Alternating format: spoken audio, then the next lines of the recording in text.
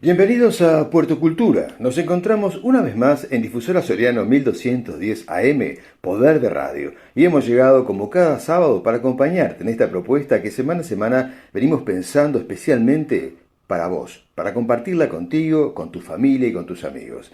Mi nombre es Daniel Fernández Corch y junto a Sandra Rush, Paula Enoder y Gabriel Aguirre vamos a contarles sobre la vida y la obra de algunos artistas, personalidades de nuestro país, muchas veces que han sido artistas realmente, otras veces han influido en lo social, sobre todo aquellos que han nacido en el departamento de Soriano, otros son personajes del mundo.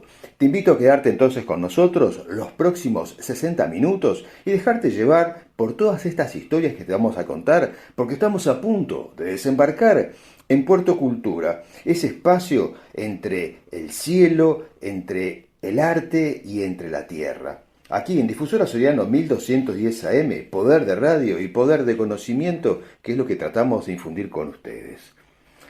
El programa de hoy está dividido como siempre en cuatro segmentos. Hoy ya se ha reintegrado Paula Enoder, así que vamos a poder disfrutar de su trabajo. Pero vamos a comenzar con Expresión Viva, con Sandra Rush, donde nos va a contar sobre la vida del escribano Eusebio Jiménez.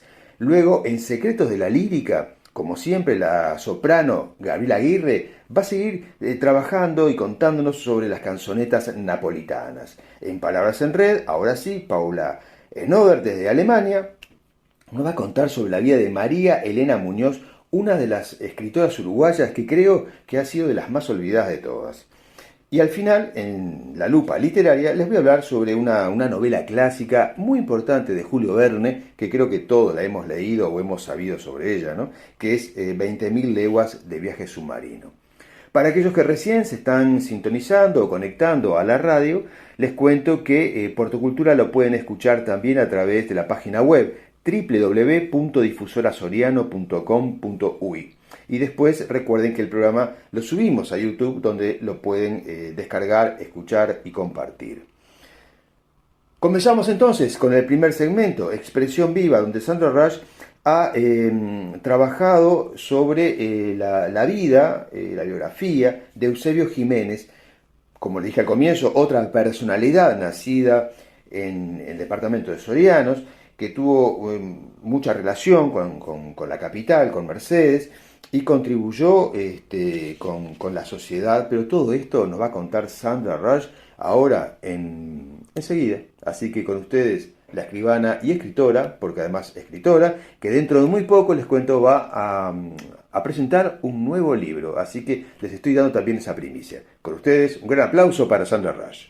Gracias, Daniel. Buenas noches a la querida audiencia. La columna que voy a compartir hoy con ustedes la he titulado Un escribano cultivador del arte y la filantropía. Él es Eusebio Eustaquio Jiménez. Eusebio Eustaquio Jiménez Pereira nació en Mercedes el 2 de noviembre de 1850. Era hijo de Antonio Sandallo Jiménez, español, y Antonia Pereira, criolla, hija de portugués. Su padre era un visionario y destacado emprendedor para los negocios. Tuvo un comercio de tienda, almacén de comestibles y ferretería, instalado inicialmente haciendo cruz con la Plaza Independencia, y luego en un solar que le pertenecía en la esquina suroeste, formada por las calles Sarandí y Montevideo, hoy 28 de febrero y Jiménez. Tenía campos y había emplazado al margen de la cañada Rubín una calera y fábrica de ladrillos, lo que traía una propuesta constructiva muy innovadora, ya que en esos tiempos las edificaciones eran de barro o de estanteo y techos de paja. Tuvo barcos con los que trasladaba a Montevideo el trigo y desde allí venía la harina que utilizaba en la ataona, nombre que se le daba en España a las panaderías, instaladas en media manzana en las calles Florencio Sánchez y Brasil, hoy Casinoni, que acaparó el mercado local y los alrededores. Este negocio terminó arruinado por la competencia de los molinos de Montevideo. En Recuerdos del Terruño, una de las obras más ricas de nuestro destacado de hoy, ya desde la primera página titulada Advertencia a los lectores, deja ver cómo era la vida, su vida en Mercedes natal, por aquellos tiempos. Una sociedad llena de sencillez y de bondades, de moralidad y de noblezas, que ha evolucionado progresivamente hasta ocupar un puesto distinguido en la cultura nacional. Al referirse a su adolescencia, expresa que pasó fugaz en medio de ilusiones infinitas, lleno de alegrías y tristezas. Cuenta en el capítulo que dedica a don Jacinto Vera que pocos son los acontecimientos que hayan quedado más impresos en su memoria, como la llegada por primera vez en misión del vicario general don Jacinto Vera a Mercedes. Era un niño, y como a todo el pueblo, lo cautivó su sencillez, su bondad, la inclinación marcada hacia el bien, un sacerdote que honraba los hábitos sagrados. Más de la mitad de la población recibió el sacramento de la confirmación, permaneciendo imborrable en todos los corazones el recuerdo grato de aquel justo varón, destinado por Dios para consolar la humanidad y guiarla a sus destinos. A 100 años de la publicación de este libro, Monseñor Jacinto Vera ha sido beatificado. Entre reflexivo y orgulloso, relata que su padre tenía la debilidad de servir a todo el mundo. Tenía muchos conocimientos, especialmente en derecho español antiguo, que había desarrollado por la falta de abogados y las múltiples actividades comerciales que lo ocupaban. Y como no aceptaba ninguna recompensa, era él quien de cuando en cuando se veía favorecido, porque le hacían regalos. Uno de ellos, y tal vez el más preciado, fue el petizo moro que le obsequiara don Anacleto Santillán, a quien su padre salvara de cierta pellejería, contratiempo, penalidad, en que se vio envuelto una vez. Dice Eusebio: mi padre me quería mucho, porque a la verdad siempre fui un buen chico, y me hacía el gusto en todo, así que cuando recibí el obsequio me permitió tenerlo en casa y montarlo luego de las clases y los días de fiesta. Cuenta que Mercedes siempre se singularizó por su espíritu social y que una de las causas que contribuían a esto era el intercambio con las dos grandes capitales del Plata, agrega Alfonso Arias, y la necesidad de salir adelante del estancamiento que producían las continuas refriegas entre orientales. La juventud llevaba como bandera la cultura, el entretenimiento sano y la alegría en sus diferentes manifestaciones. Estudiaban música y organizaban tertulias en casas de familia.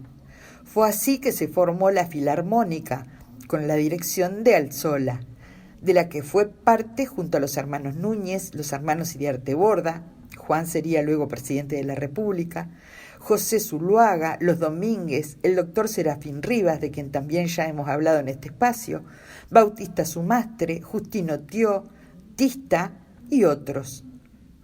Dieron varios conciertos en el teatro y en la Plaza Independencia. Daban serenatas. Una noche, cuenta, alquilamos una diligencia y junto al director y 12 jóvenes más nos fuimos de improviso a Dolores, produciendo entre las familias el más grande alboroto, lo que nos sirvió para que nos invitaran a regresar con todos los honores. Un carnaval organizaron la comparsa Los Pescadores. Su idea era divertirse, pero terminó siendo un éxito. Las fiestas de la Virgen, de San Juan y San Pedro, obras de teatro, circo, la cancha de abajo, travesuras. Todo ello contribuyó a cultivar una vida entusiasta y creativa compartida con los habitantes de aquel lugar. En 1967 el cólera entró a Mercedes, el campo necesario para su desarrollo fatal. Ya les conté en la columna del doctor Serafín Rivas Rodríguez la situación sanitaria caótica que atravesaba en esa época la ciudad. Los pobladores entraron en pánico y solo pensaban en huir de allí para salvar sus vidas. Su familia se refugió en el campo. Una tarde, un ex dependiente de sus negocios le solicita al padre de Eusebio ayuda para su madre, remedios, porque había sido atacada por el cólera.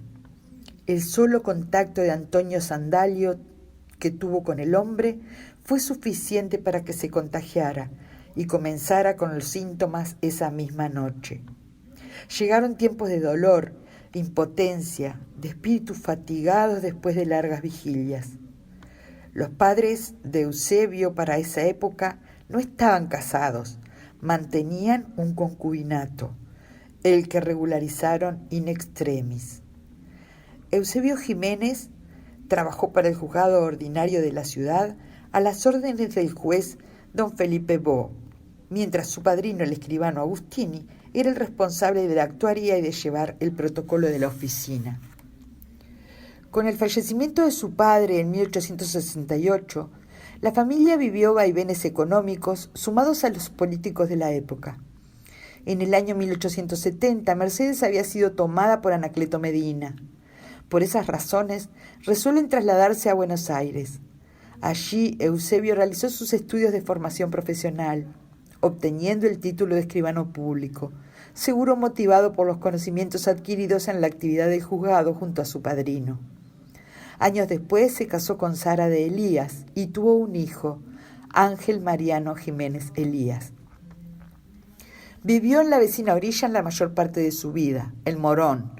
Participó plenamente en cuanto movimiento cultural y social se proyectaba en su círculo, destacándose por su personalidad, su amplia cultura y su ascendencia entre sus compatriotas y coterráneos que vivían allí. Donó la biblioteca y el Museo de Historia Natural de Morón. Fue el fundador de la Agrupación de Escribanos de la República Argentina, contribuyendo luego a la reorganización del Colegio Nacional. También del Club Oriental en Buenos Aires, centro de reunión y actividades de los uruguayos, ocupando la presidencia. Aquel fue el lugar donde se amalgamaron representantes de ambas repúblicas, hermanados por la cultura y el valor intelectual. Fue docente. Durante varios años fue vicepresidente del Club Gimnasia y Esgrima de La Plata. Tuvo múltiples ocupaciones. Además de su profesión, fue escritor e historiador, buen dibujante, periodista, hombre de sociedad, del deporte y filántropo. Publicó obras relativas a su profesión y la materia jurídica y otras evocativas, como Viajando por el Uruguay y Recuerdos del Terruño, Memoria de la Municipalidad de Morón, Síntesis sobre la Revolución de Mayo, Artigas, la Batalla de las Piedras, entre otras. Formó su taller de escultor, posando ante él personalidades como Sarmiento, Pellegrini, Quintana, que además eran amigos suyos. Inspirado en su sentir, en aquel viaje familiar a Villa Soriano y especialmente el pasaje por las tierras de Asensio, donde se dio el primer grito de libertad de nuestra patria, hizo un hermoso proyecto de monumento al grito de Asensio, que mandó a hacer en París. ¿Qué habrá sucedido con este anhelo? No existe en nuestro país emplazado un monumento de esas características. A pesar de toda su actividad profesional, académica y artística cultural, nunca olvidó su tierra natal. En varias ocasiones visitó Mercedes. En una de esas oportunidades, el escribano Eusebio Jiménez decidió homenajear a nuestra ciudad donando piezas escultóricas. En nota fechada el 13 de enero de 1926, en Buenos Aires, expresa: «La última vez que visité por breves horas esa ciudad querida, tuve la oportunidad de contemplar lleno de placer la linda rambla que han construido sobre la margen del río Negro, de ese río que tantos recuerdos gratos trae a mi memoria. Y sin comunicárselo a nadie, contraje allí mismo el compromiso de hacer un regalo decorativo que le diese mayor realce. El 22 de septiembre de 1926, el vapor Yaguarón desembarcará en el puerto de Mercedes. No solo las dos estatuas prometidas llegaron, la del segador y la del sembrador, sino además la del ciervo. La colocación de las mismas estuvo a cargo del señor Rodolfo Albertoni, quien fue el escultor, y que con ese motivo llegó hasta nuestra ciudad. Fueron ubicadas una en el centro de la plazoleta que forma óvalo al terminar la rambla al oeste, y la otra también en el centro de la plazoleta que forma eje con la calle Buenos Aires, hoy Doctor Braceras. Falleció el 31 de agosto de 1933 en la ciudad de Buenos Aires. Tenía 82 años de edad, recibiendo numerosos homenajes en reconocimiento a su trayectoria. Su espíritu juvenil no le abandonó un solo instante, y en él supo encontrar una fuente inagotable de generosas iniciativas que durante toda su existencia derramó a manos llenas. Además de un distinguido escribano, fue un pensador, se recreó en la expresión plástica, practicó la literatura. Era un caballero ejemplar, mezcla de español típico y criollo noble. Pero con su muerte no se extinguió su admiración y afecto por su Mercedes añorada. Poco antes había redactado su testamento, designando como albacea a su único hijo, el doctor Ángel Mariano Jiménez Elías, quien debería cumplir su última voluntad.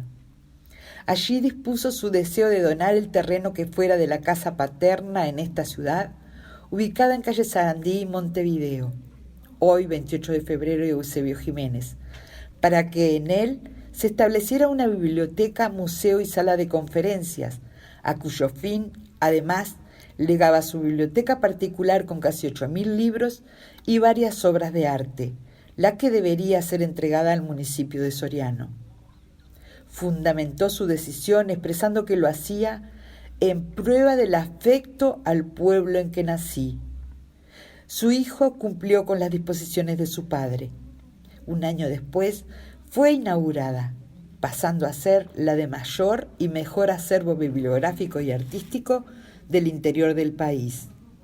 La biblioteca y museo de la ciudad de Mercedes lleva su nombre y como homenaje y reconocimiento a su persona, un comité constituido especialmente logró se designara con el nombre de Eusebio Jiménez a la calle que corre frente al solar que fuera de su familia y ocupa el edificio, hasta entonces denominada Montevideo.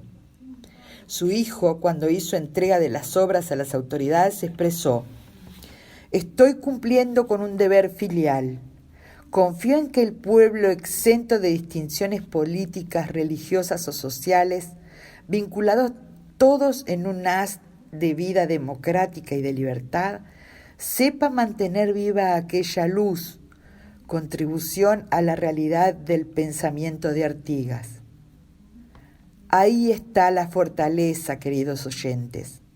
Nuestro pueblo ha sido bendecido con la existencia de estas honorables personas que nos han dado el empuje para apostar al crecimiento y educación de la comunidad en cultura y valores. Quiero agradecer por el material que me han facilitado para realizar esta columna a Javier Techera, al Centro Histórico y Geográfico de Soriano, al extinto profesor y querido amigo Manuel Santos Piris, al escribano e historiador Alfonso Arias. Es un gusto investigar y trabajar para ustedes. Que tengan muy buenas noches y nos encontramos el próximo sábado. Como siempre, interesantísima la investigación de Sandra Rush que hace sobre tantas personalidades nacidas en el departamento de Soriano. Realmente yo estoy asombrado de cuántas personas increíbles, artistas, personas comprometidas con la cultura, bueno, con la política, realmente es digno de destacar. Y vamos a entrar ahora al segundo segmento, donde en Secretos de la Lírica, la conocida soprano Gabriela Aguirre nos va a contar o seguir contando todo lo referente a las canzonetas napolitanas, que particularmente ayer jueves en el Ateneo de Montevideo se presentó con la agrupación lírica Montevideo, dando un espectáculo realmente fascinante. Los comentarios obviamente fueron excelentes todos, ellos son muy profesionales, increíbles músicos, el público como siempre contento y el público como siempre sumándose mes a mes a las propuestas de Lírica Montevideo. Con ustedes, Gabriela Aguirre, en Los Secretos de la Lírica. Muy bienvenidos a todos, queridos amigos, queridos oyentes, bienvenidos al espacio de la música, a este programa. Bueno, mucho que contar.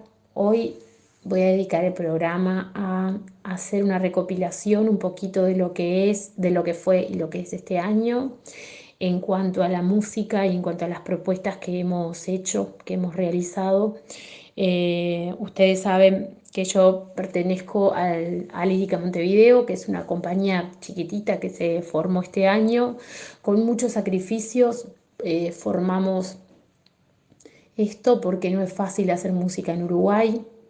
Es un ambiente un poco hostil, hasta diría, para muchos, eh, para quienes queremos, amamos, quisiera decir, la música, y que lo hacemos por vocación. La mayoría de las veces es muy difícil poder vivir de la música, y bueno, gracias al Ateneo de Montevideo hemos tenido la oportunidad de poder estar ahí, y estamos inmensamente agradecidos y eternamente agradecidos por la oportunidad, porque realmente los artistas necesitamos de tener un espacio para poder hacer lo que por lo general nos llaman a hacer en el exterior. ¿Por qué no hacerlo acá? Y tenemos que acostumbrar también al público a poder tener este tipo de espectáculos, ¿no? De esta magnitud. Entonces, contarles un poquito, bueno, cómo va todo y cuáles son las novedades que tenemos. Nosotros empezamos este año con Lírica Montevideo en marzo, que fue nuestro primer concierto, el concierto de apertura. Bueno, y tuvo muy linda audiencia. La verdad que fue muy lindo todo, porque se ha generado muy lindo todo lo que es el ambiente ahora, ¿no? Al principio, bueno, el público explotó, después hubo un decline de público, había que acostumbrar a los montevideanos a tener este tipo de espectáculos que no fuera de los circuitos ya habituales. Y bueno, y ahora de a poco estamos teniendo mucho más público, mucha más gente que se acerca, que pregunta, que se interesa por los conciertos, que pregunta cuándo es la siguiente fecha. Pudimos hacer el Stabat Mater, como ya les conté, el concierto de abril.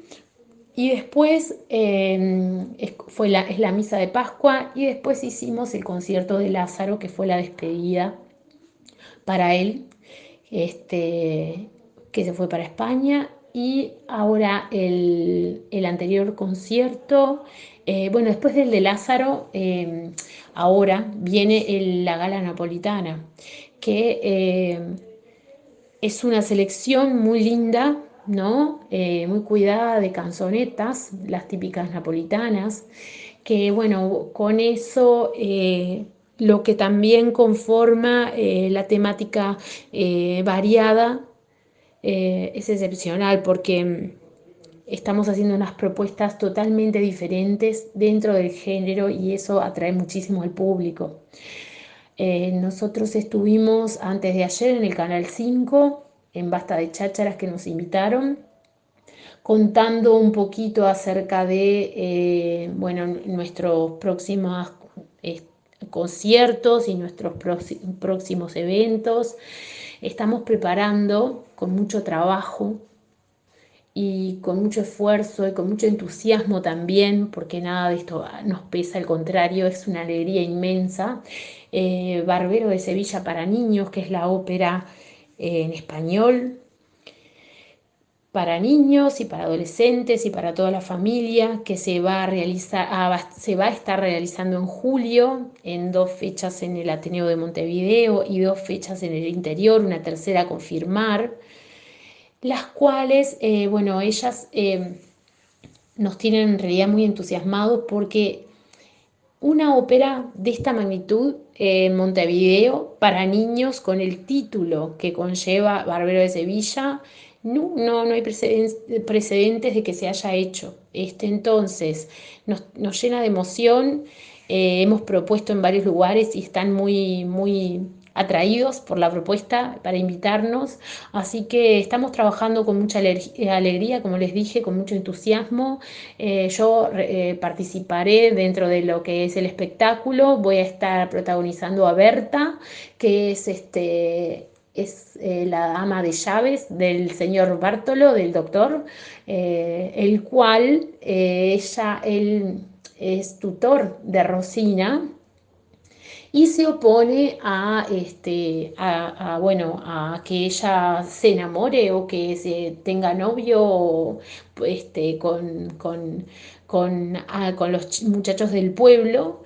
Y bueno, y después está el conde, que la pretende a Rosina, y está el barbero de Sevilla que ayuda al conde, y con una serie de enredos y este y de atracos y de cosas muy cómicas.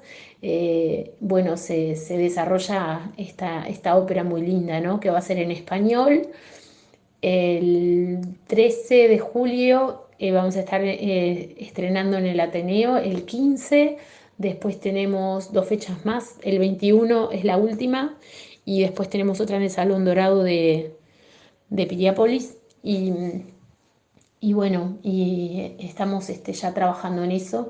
Vamos a estar con los chicos de la orquesta también trabajando. Así que bueno, eso nos tiene bastante ocupados, como quien dice. Queremos llevarles todas las propuestas este año posibles a nuestro público, y lo más variado que sea.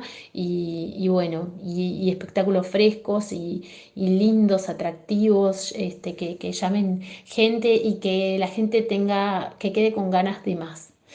Bueno, después para agosto vamos a hacer la Bohème de Puccini, que es una de las óperas más lindas del repertorio.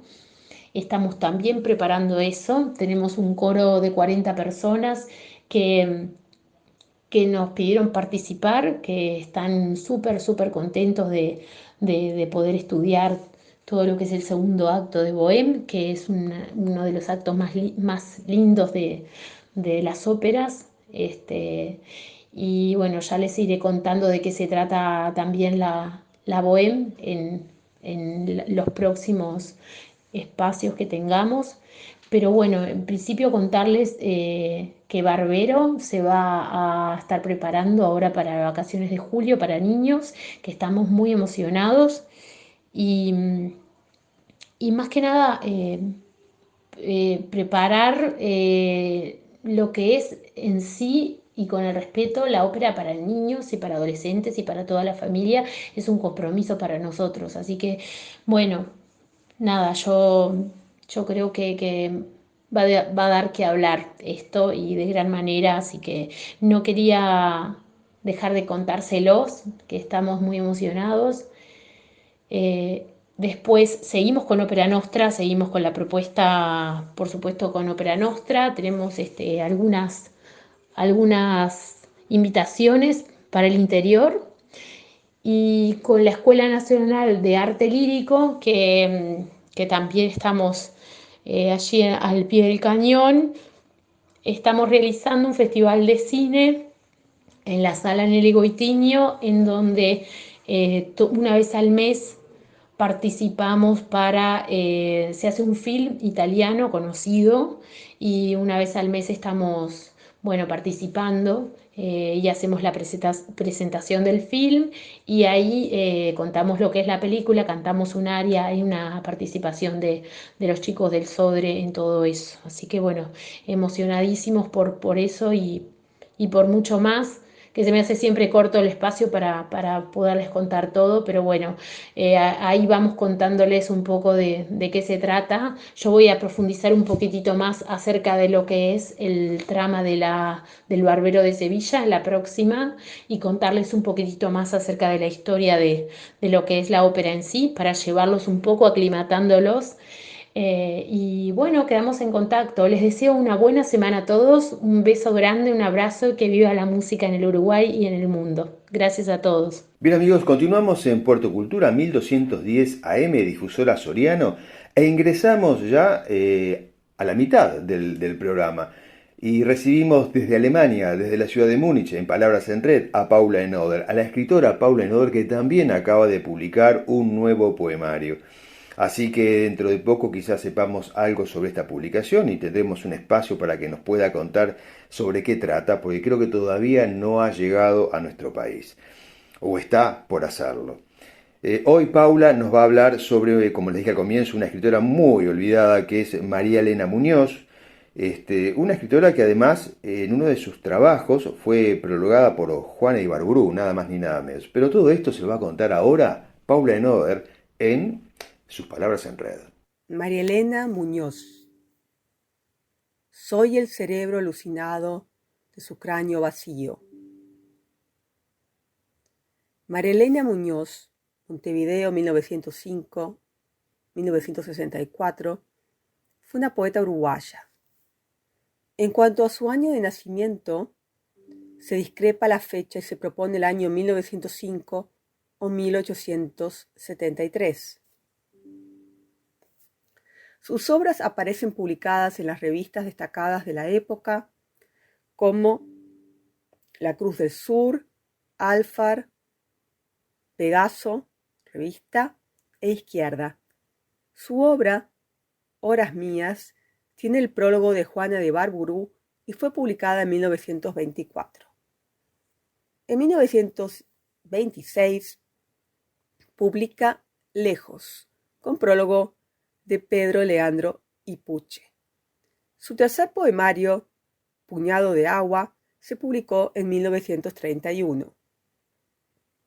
En prosa publicó Refracciones en el año 1929. Francisco Alves Francese explica que Ricardo Poglioni y Giorgina Torello editaron la primera antología de autores uruguayos traducida y editada en Italia desde 1930, titulada Poesie che sanno di nafta, sobre el futurismo en Uruguay, y la antología afirma: en términos generales, se puede decir que no hay poetas futuristas en Uruguay, pero hay poesía. Hay poemas futuristas hechos bajo el influjo positivo de la Revolución Italiana. El libro, más allá del valor de las traducciones, tiene una importancia fundamental en nuestro entorno, ya que configura la única recopilación de poesía íntegramente de vanguardia del país, y es, en algunos casos, la primera reimpresión de varios de los poemas que allí aparecen de poetas ya desconocidos, olvidados, como Alexis Delgado o María Elena Muñoz, o que muestran una faceta poco conocida de otros, como Emilio Oribe. Como señala Andrea Quino Suárez en Ecos lejanos del futurismo en Uruguay, claves que aún incomodan, el poemario de Alfredo Mario Ferreiro, El hombre que se comió un autobús, de 1927, es referencia ineludible de la influencia vanguardista y puntualmente futurista en la poesía de los escritores uruguayos de los años 20. Pablo Roca advierte que Ferreiro debió figurar en la lista de asistentes a las conferencias que dio Marinetti en su fugaz pasaje por Uruguay. Según Ildefonso Pereda Valdés, en su antología de la moderna poesía uruguaya, la poesía de Muñoz tiene marcada tendencia mística y cosmogónica. En algunos poemas, como Por la calzada, María Elena Muñoz es casi futurista. Colabora asiduamente en La Cruz del Sur y está vinculada a los grupos de Proa y Martín Fierro. Según Pablo Roca, resulta evidente la matriz futurista de las ideas y la poesía de Ferreiro, y también de algunos textos de María Elena Muñoz, Garet, Juvenal Ortiz Saralegui y Fusco Sansone. Por ejemplo, en estos versos del mencionado poema Por la calzada, notamos las imágenes de corte futurista que han visto muchos críticos. Embutida en mis pieles y en la sombra, me dejo llevar por mi monstruo incansable. Soy el cerebro alucinado de su cráneo vacío, descifrando los primeros pasos de la noche, alegres de sonajeros, cornetas y globos de luz, y sigo, bajo las lunas enhebradas de los arcos voltaicos, por las rutas que tajan la ciudad y por las que cavo en las mullidas distancias.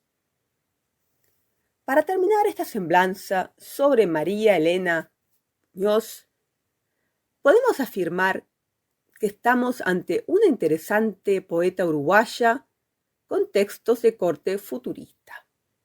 Esperemos que su figura salga del olvido y podamos acceder a su obra, tanto en formato papel como digital, en un futuro cercano. Como siempre, uno descubre escritores, descubre obras, descubre la vida de aquellos que o ya no recordamos o tenemos un poco olvidados en el arte de nuestro país, como lo hizo recién en el segmento anterior Paula Enoder.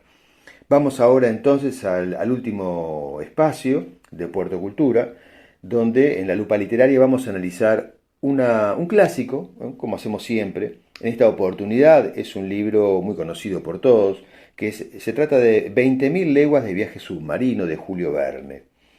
Un libro que primero debo destacar que Julio Verne asentó las bases de lo que muchos años después se conocería como narrativa de ciencia ficción. Hasta ese entonces solamente eran historias de aventuras, ¿no?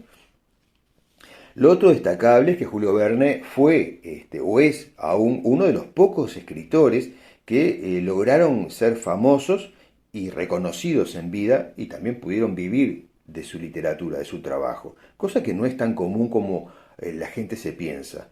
Aún hoy, son muy pocos escritores en el mundo, en comparación a todos los que existen, que pueden vivir de su trabajo.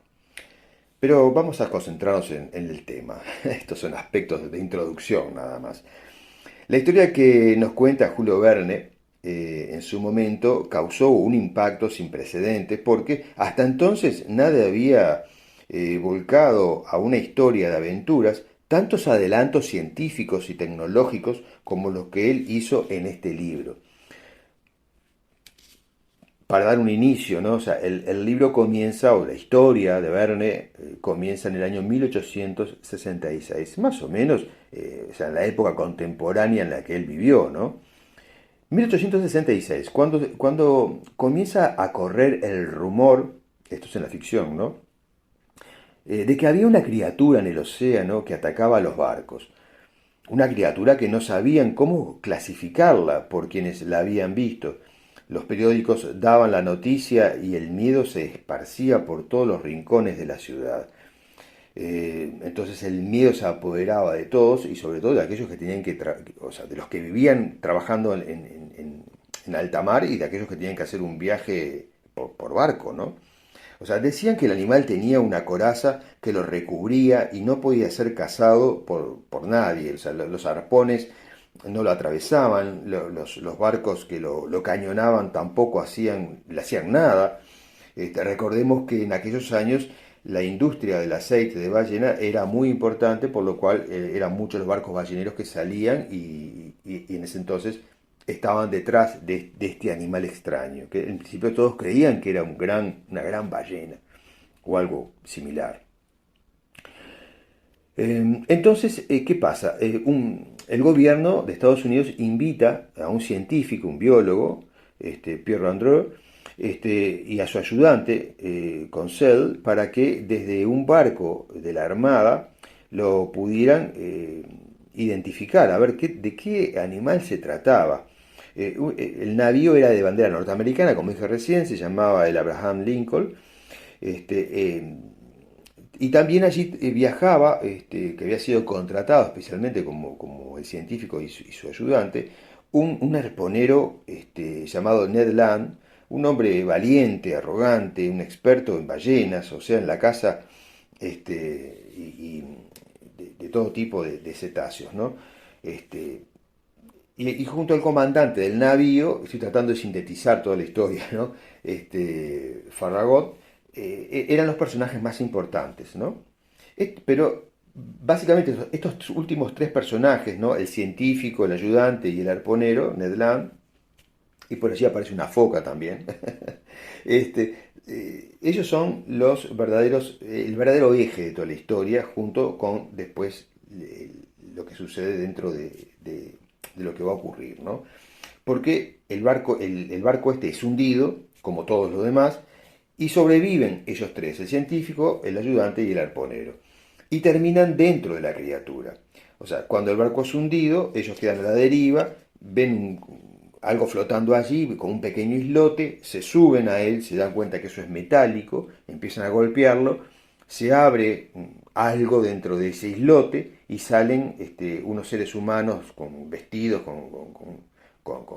claro, un equipo que ellos no conocían, que eran trajes de buzo.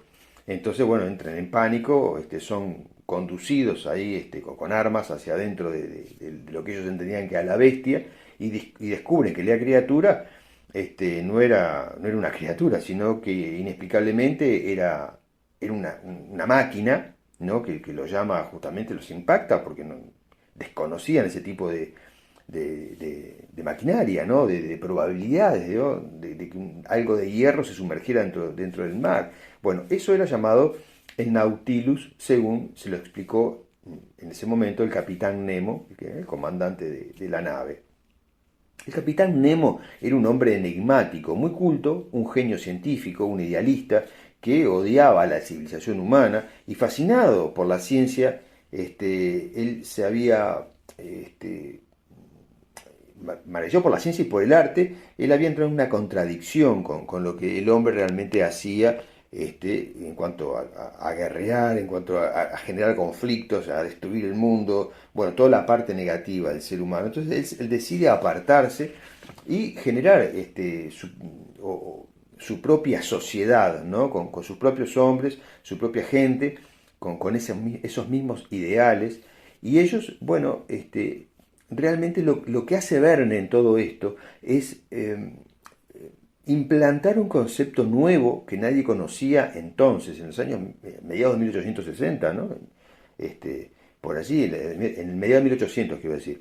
Entonces, Verne nos habla de cosas que entonces no se manejaban y no se manejaron hasta muchísimos años después, ¿no? Décadas después. Estoy hablando del cuidado del medio ambiente, del equilibrio ambiental, de un vehículo autosuficiente, con una energía no contaminante, de la posibilidad de alimentarse de otros productos del mar cuando entonces todos se alimentaban de lo que había sobre la tierra. Entonces nadie conocía lo que el capitán Nemo les mostraba a sus hombres capturados, ¿no? De la superficie, ¿no?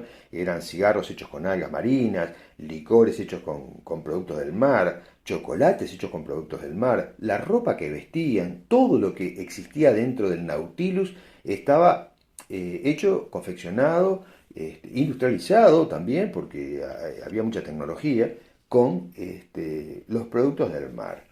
Entonces, él les muestra que hay una forma de vivir en armonía con el reino animal, cosa que no sucedía arriba, y él estaba en contra de la caza de ballenas también, y nos muestra la posibilidad de poder sustentarnos con los productos del océano, ¿tá?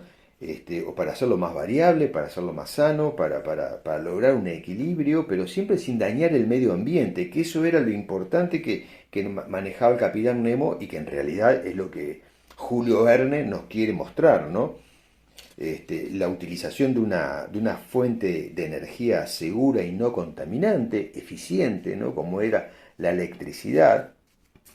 La electricidad era un concepto mucho más importante y desarrollado en el siglo XIX de lo que fue después, pero ese es otro tema. O sea, esta novela nos proporciona muchos temas para pensar. Es una obra realmente sorprendente que, si bien se desarrolla en el pasado, aún tiene mucho de relación con nuestro presente, porque nos sitúa en ese lugar en el que hoy estamos, preocupados por cuidar el medio ambiente, la contaminación de los océanos, O sea, y hoy vemos que nada de eso ha pasado. Entonces, por supuesto que Julio Verne se adelantó muchísimo a todo esto. Y por eso creo que es un tema interesante de destacar hoy. El Capitán Nemo es un hombre que, como le dije recién, él tiene una idea distinta, una idea de civilización distinta, una idea de concebir una humanidad diferente, ¿no? Y él en su micromundo dentro del Nautilus es capaz de crearlo, ¿eh? Porque todo lo que sucede allí con la gente que lo apoya, que está con él, tienen una moral y se manejan con unos valores diferentes a los hombres de la superficie. Eh, lo mismo ocurre, bueno, ¿qué sucede? Pero esto entra en conflicto con cuando se le explican y los propios, las personas, el profesor, el ayudante y el arponero, lo escuchan y quedan maravillados, pero no logran entender lo que sucede realmente. Ni siquiera lo logran entender hasta el final. ¿Y esto es por qué? Bueno, porque realmente es evidente que se necesita una serie de pasos, una progresión en la vida para poder ir entendiendo los cambios que se dan. Y cuando a uno le dan, como pasa con Verne en 20.000 de viaje submarino, o sea, la gente del siglo XIX se encuentra con una máquina como lo es el Nautilus y toda la tecnología que existe allí dentro, el golpe es enorme. No es fácil procesar ni la tecnología ni los valores de Nemo en ese momento, porque obviamente la sociedad estaba con la cabeza y el concepto era otro, estaba en otro lado, en otra parte. Es muy difícil hacerlo de golpe. Verne nos lleva justamente a reflexionar en este tipo de cosas, ¿no? Y yo creo que más allá del entretenimiento, Verne es muy hábil en presentarnos una novela que en entonces se tomaba como algo de aventuras, pero realmente lo que nos estaba diciendo era que existían otras posibilidades, el mundo iba a avanzar hacia esa tecnología como lo hizo, pero que debíamos acompañarla y sacar de ella lo mejor. Amigos, podríamos ir hablando muchísimo más sobre esto, muchísimo más desglosar los personajes, porque son muy ricos, sobre todo Nemo, de Capitán Nemo se podría hacer un análisis sobre lo que representaba, ¿no? Sobre su personaje, muy profundo, ¿no? Y sobre esto este pequeño paralelismo que estoy haciendo sobre esta contradicción entre unos y otros. Al punto que el editor de Julio Verne en ese entonces no estaba convencido en publicar esta novela justamente por el personaje del Capitán Nemo, que era un hombre muy resentido con la humanidad, muy violento, pero Verne lo pudo convencer. Seguramente utilizó todos estos argumentos que yo les estoy dando hoy. Pero amigos, hasta aquí llegamos y realmente espero que hayan quedado con la idea de poder hojear este libro si lo tienen en casa, comprarlo porque el libro está en librerías, o ver la película de Disney del año 64, creo que es de 1964, la única película que hay, o buscar material. Pero es una historia interesante. Nos vemos, o nos escuchamos, mejor dicho, la próxima semana. Adiós. Bien, hemos llegado al cierre del programa de hoy y zarpamos de Puerto Cultura en la búsqueda de nuevo material para el próximo sábado y así poder disfrutar junto a ustedes de otras aventuras, de otro momento, porque de eso se trata, como siempre digo, de compartir este espacio con ustedes en una noche de sábado, que siempre dejamos también alguna reflexión de algún escritor o de algún artista. En este caso se me ocurrió traer aquí a Mario Vargas Llosa, donde él dijo más o menos algo así, como que toda buena literatura es un cuestionamiento radical del mundo en el que vivimos.